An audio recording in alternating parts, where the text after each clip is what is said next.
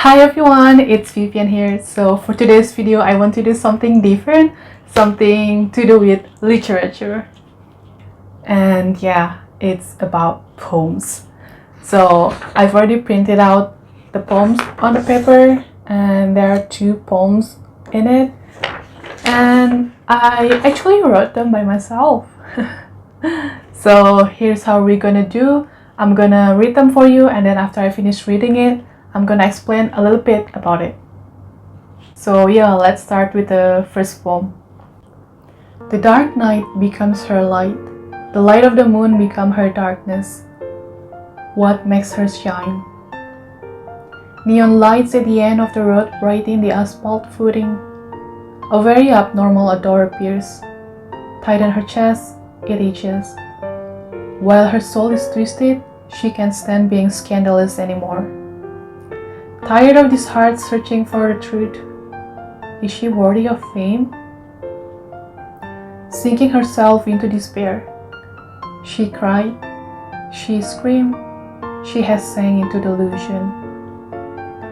It felt like there was no time for her to sob anymore, looking at herself like a human without guts.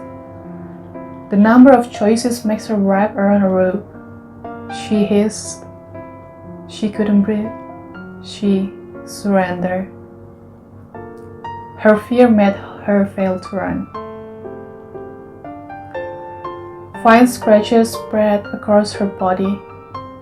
A fine needle was only what she needed. The pain is somehow like the heat of coal.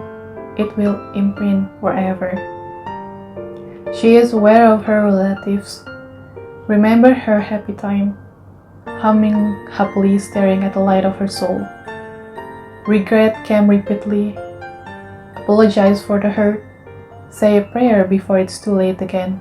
So that was the first poem, but unfortunately this poem is not a happy poem. It's about depression.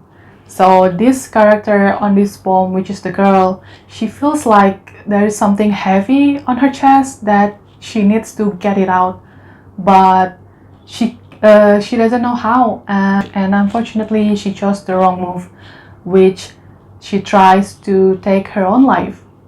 But that one actually failed because she got scared. That is why in here it says that looking at herself like human without guts, the number of choices makes her wrap around a rope, and her fear made her fail to run. So the suicide attempt failed.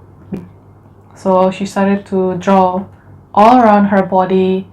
That is why it says that fine scratches spread across her body. A fine needle was only what she needed. So she was using a pin to, you know what I mean by drawing, right? Drawing on all over her body. But after that, she remembered what makes her happy, which is her family and her relatives. Alright, now moving on to the second poem. He who dares pluck newly bloomed rose might get hurt, since its thorns could poke one's heart. One's wish was to stay, one's wish was to live. Degrading himself as he doesn't matter, uncertainty made him wander, burden his thoughts with shadows that only God knows. A rose blooms and it withers quickly as she learns fear. Fear of losing, fear of lone, fear of aches. As one fights and tries countless times while the other one quits, rose petal begins to fall one by one. As for its thorns, become round and thin, rounder than a shuttlecock and thinner than one strand of hair. Where all the efforts has gone by, it's fruitless. Help one if they ask, help one if they struggle, give up if they don't want to be helped. The pain appears to be quite a long journey, while waiting until times heal the wound, for a rose to bloom once again by its savior. So that was the second poem.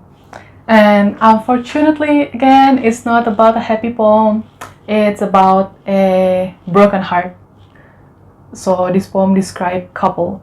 between a girlfriend and a boyfriend, or a husband and a wife.